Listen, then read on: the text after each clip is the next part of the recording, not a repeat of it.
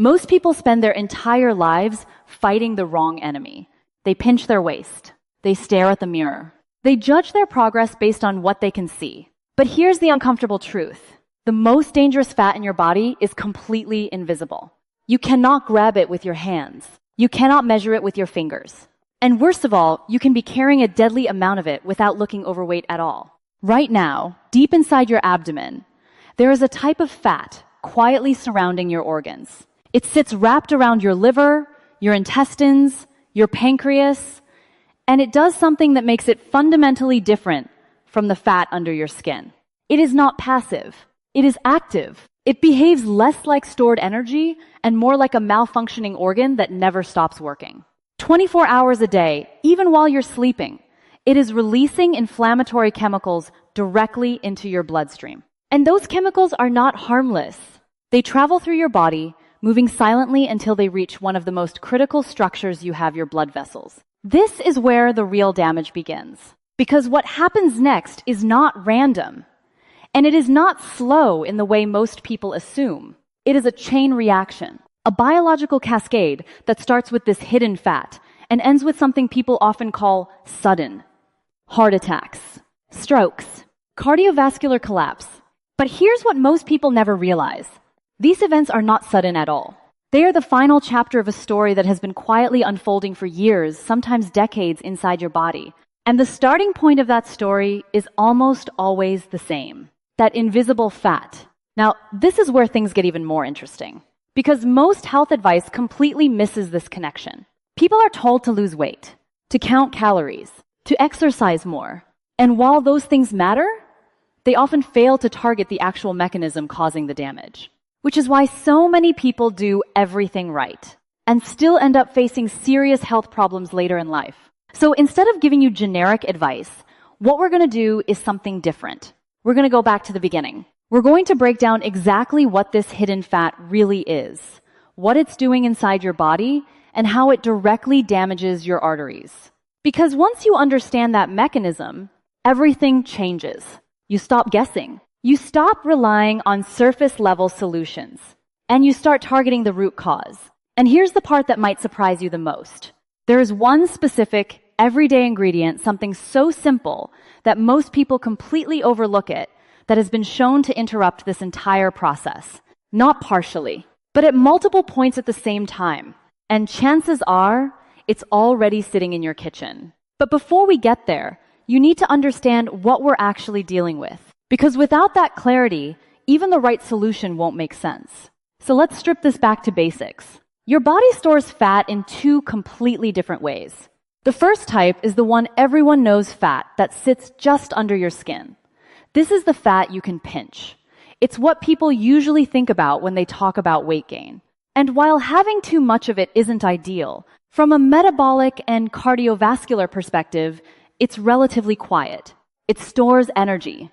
It provides insulation. And most of the time, it stays in its lane. But the second type of fat, this is where everything changes. Because this fat doesn't sit under your skin. It sits deep inside your abdominal cavity, wrapped tightly around your organs. And unlike the fat you can see, this one doesn't stay silent. In fact, it's constantly sending signals throughout your body, signals that slowly begin to shift your entire internal environment toward inflammation, dysfunction, and eventually disease. And once that process begins, it doesn't stop on its own.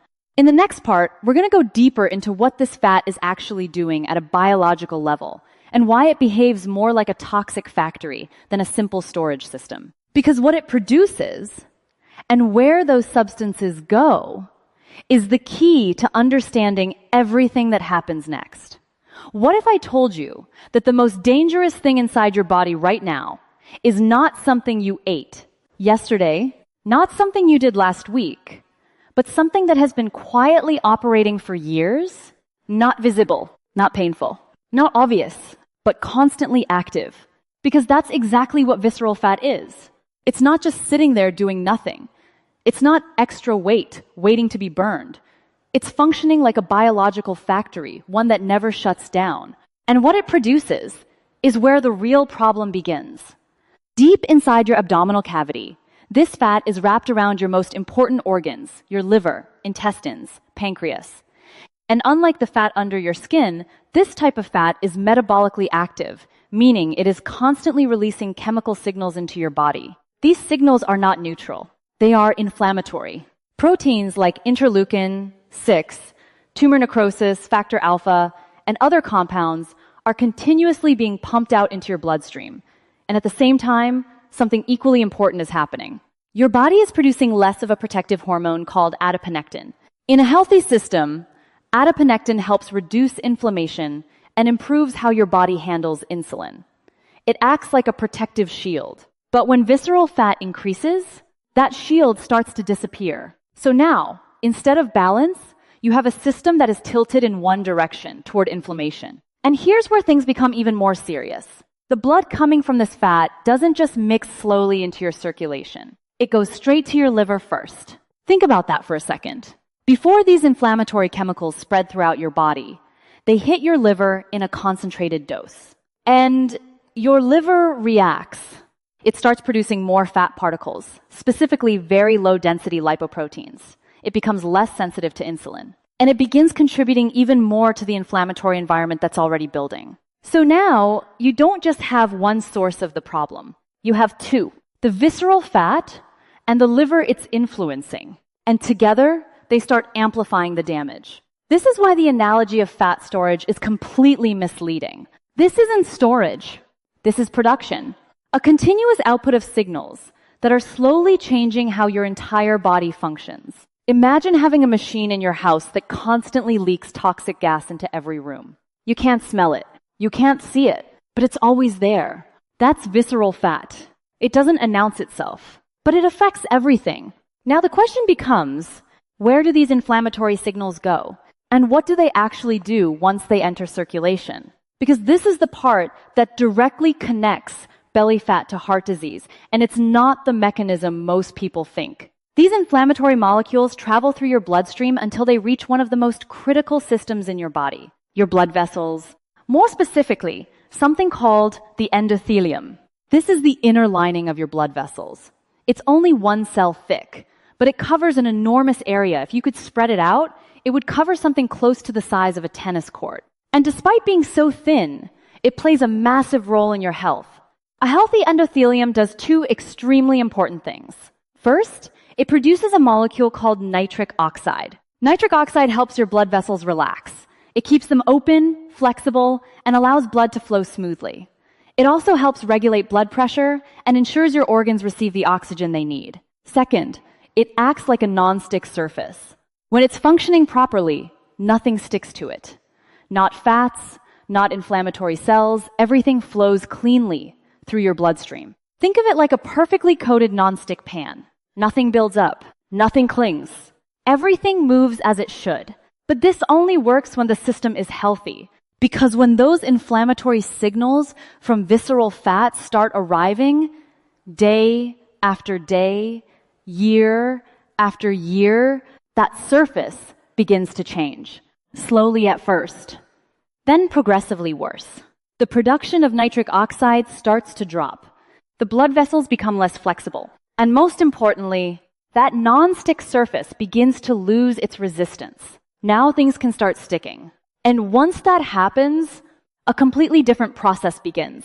In the next part, we're going to break down exactly what happens when your blood vessels lose that protection and how this leads directly to plaque formation, narrowed arteries, and eventually life-threatening events. Because this is the moment where invisible fat turns into visible damage. What happens next is where everything shifts from something silent to something dangerous. Because once your blood vessels lose that protective non-stick surface, the damage doesn't stay theoretical anymore. It becomes physical. It becomes structural. And it begins building something inside your arteries that should never be there. At first, the changes are subtle. The inner lining of your blood vessels, the endothelium, has already started to weaken under constant exposure to inflammatory signals. Nitric oxide production drops. Flexibility decreases. The surface becomes rough instead of smooth. And now, particles in your blood start behaving differently. Low-density lipoproteins, what most people casually call bad cholesterol, begin to stick to these damaged areas. But here's something most people don't understand. LDL on its own is not the real problem. The real danger begins when LDL becomes oxidized.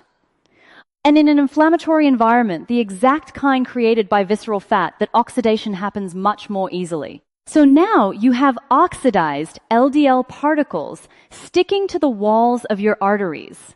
Your body sees this as a threat. And like any threat, it responds. Your immune system sends cells, called macrophages, to deal with the problem. At first, this sounds like a good thing. Defense, protection, cleanup. But this is where the system starts to break down, because the macrophages don't just remove the oxidized particles. They absorb them. And as they do, they begin to fill up with fat, until eventually they transform into something called foam cells. These foam cells don't leave. They get stuck inside the arterial wall. And as more of them accumulate, they begin forming the earliest structure of what we know as plaque. This is not a theory. This is the literal beginning of atherosclerosis, a slow, progressive buildup happening inside your arteries, often without any symptoms at all. And here's the critical part most people miss. This process doesn't require you to feel unhealthy. You can feel fine. You can look normal. You can even be relatively active.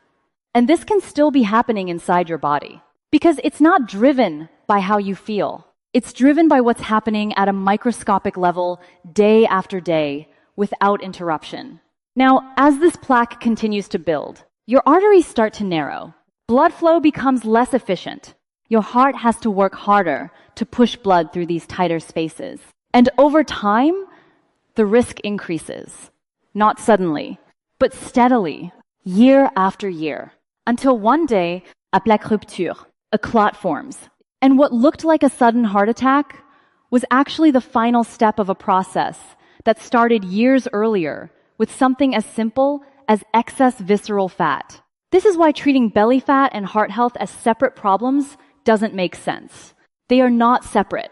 They are connected through a single biological pathway, a continuous chain reaction. Visceral fat releases inflammatory molecules. Those molecules damage the endothelium. The endothelium loses its protective function. Oxidized lipids begin to stick. Immune cells respond and become foam cells. Plaque forms. Arteries narrow. Risk increases. One process, one cascade, one underlying cause driving multiple outcomes. And once you see it this way, the solution becomes much clearer. Because instead of trying to treat each problem separately, lowering cholesterol here, reducing weight there, you start looking for something that interrupts the entire chain. Something that acts at multiple points in this process. Not just at the end, but at the beginning. And this is where things take a very interesting turn. Because the solution isn't complicated. It's not a new drug. It's not an extreme diet. It's not something expensive or hard to find. It's something simple. Something most people already have access to. But almost no one is using it correctly. And more importantly, almost no one understands why it works. In the next part, we're going to reveal exactly what that ingredient is, why the specific type matters more than most people realize, and why the dose is not random but backed by clinical research. Because this is where knowledge turns into action. And small daily actions, done consistently, are what actually change long-term outcomes. Now here's the part most people don't expect. After everything we've just broken down the complexity of inflammation, arterial damage, and metabolic dysfunction, you would assume the solution must be equally complex. Something advanced, something rare, something difficult to implement. But it isn't. In fact, it's probably already in your kitchen. The ingredient is extra virgin olive oil. But before you dismiss that as too simple, you need to understand something critical. Not all olive oil is the same. And this is where most people get it completely wrong. What the research shows, the results, the benefits, the measurable changes, are not from just any olive oil. They are from a very specific type, cold-pressed, unfiltered, polyphenol-rich, extra virgin olive oil. And every single word in that description matters. Because the majority of products labeled olive oil on supermarket shelves have been refined. They've been exposed to heat. They've been chemically processed. And in that process, the most important compounds are stripped away. What you're left with is basically just fat, calories, without the biological effects. So when people say olive oil doesn't work, Most of the time, they're not even using the right product. Now, let's talk about what actually makes real extra virgin olive oil so powerful.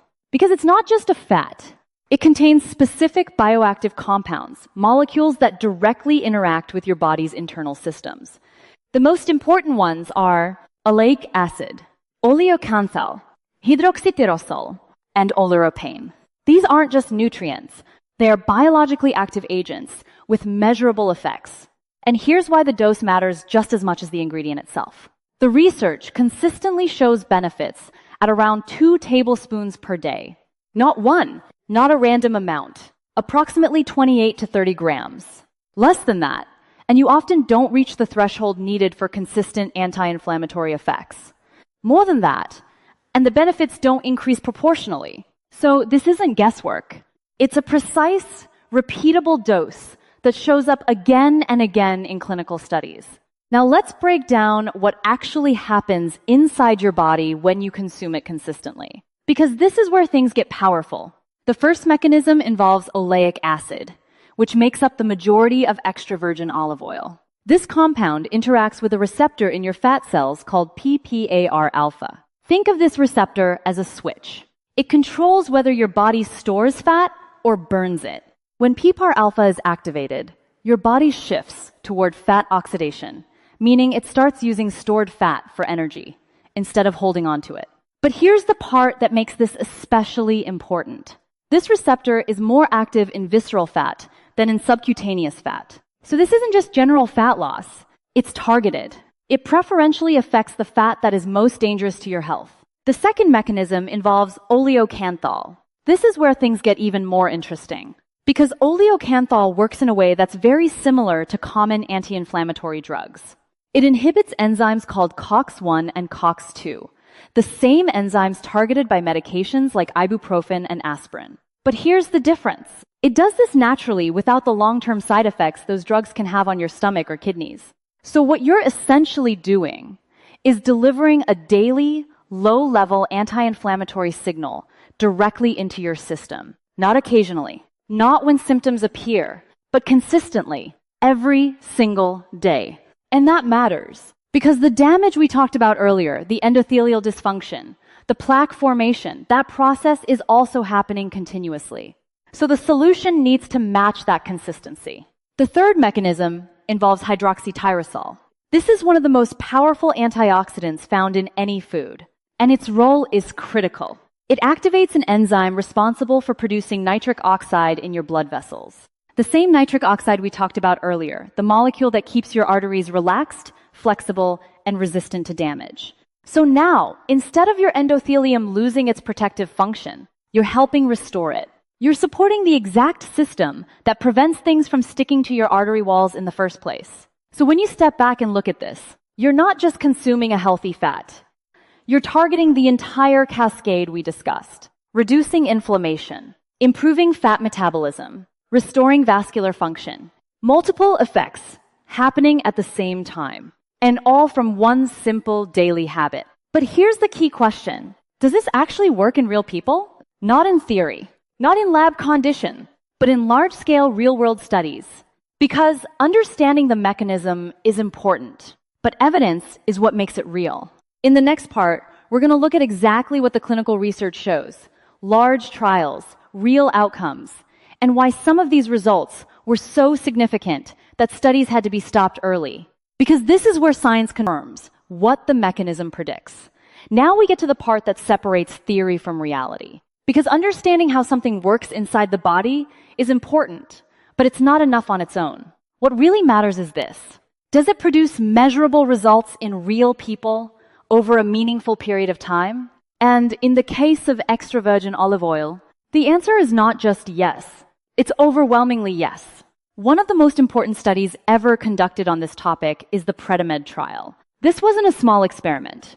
It involved over 7,400 participants who were at high risk of cardiovascular disease. These weren't perfectly healthy individuals. They were people who were statistically likely to develop serious heart-related conditions. The study followed them for nearly 5 years. And here's what made it powerful. It wasn't just observing habits. It was a randomized controlled trial, the gold standard of clinical research. Participants were divided into groups, And one of those groups followed a Mediterranean-style diet, supplemented with extra virgin olive oil, often at amounts that reached up to 4 tablespoons per day.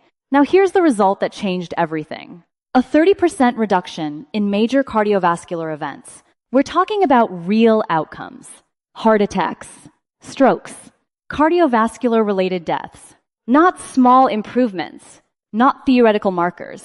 Actual life or death outcomes. And the effect was so strong that the study was stopped early. Why?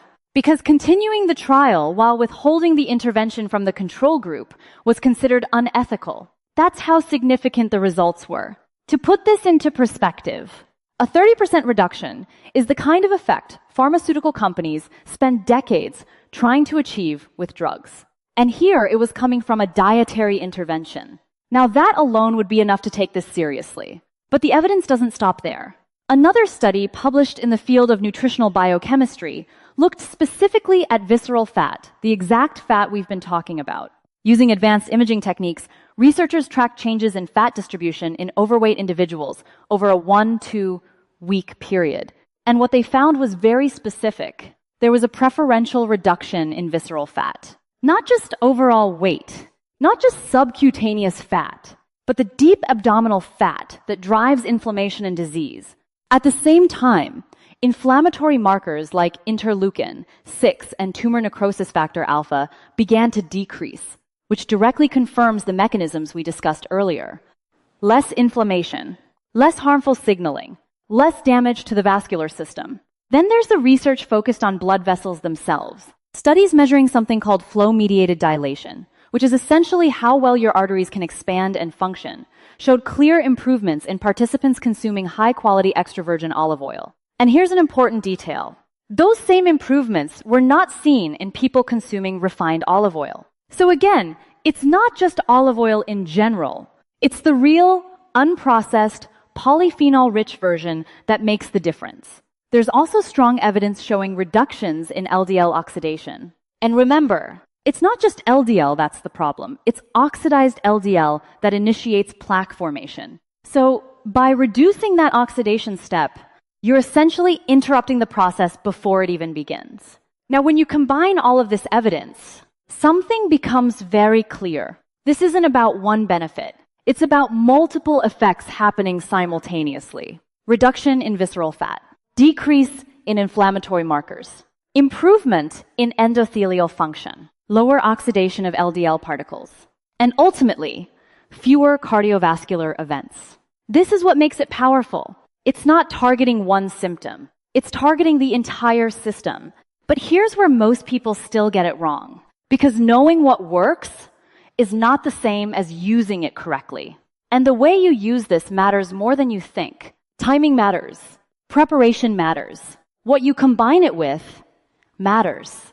In the next and final part, we're going to break down exactly how to implement this properly, how to use it in a way that actually produces these results, what mistakes cancel out the benefits, and what you should realistically expect over time. Because the difference between results and no results is often in the details. Now, here's the part that determines whether this works for you or does nothing at all. Because the difference isn't the ingredient, it's how you use it. First, 1 tablespoon must be consumed raw every single day. Not heated, not cooked.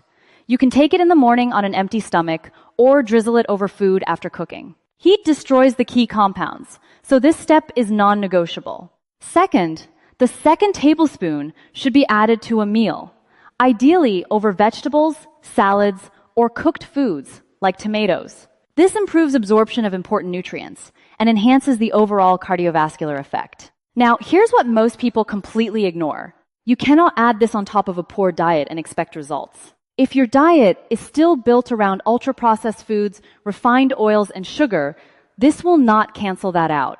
This works as a replacement, not an addition. Also, quality matters. Look for real extra virgin olive oil. Dark glass bottle, harvest date, fresh. Because low-quality oil equals no real benefit. Now let's talk expectations. In the first couple of weeks, changes are happening, but you won't feel them. By weeks 4 to 6, you may notice reduced appetite, slight waist changes, or better energy. Real cardiovascular benefits build over months and years. This is not a quick fix. It's a daily habit. And daily habits are what change your future. So if you got value from this, hit like, subscribe, and start today. Because small actions done consistently are what save lives.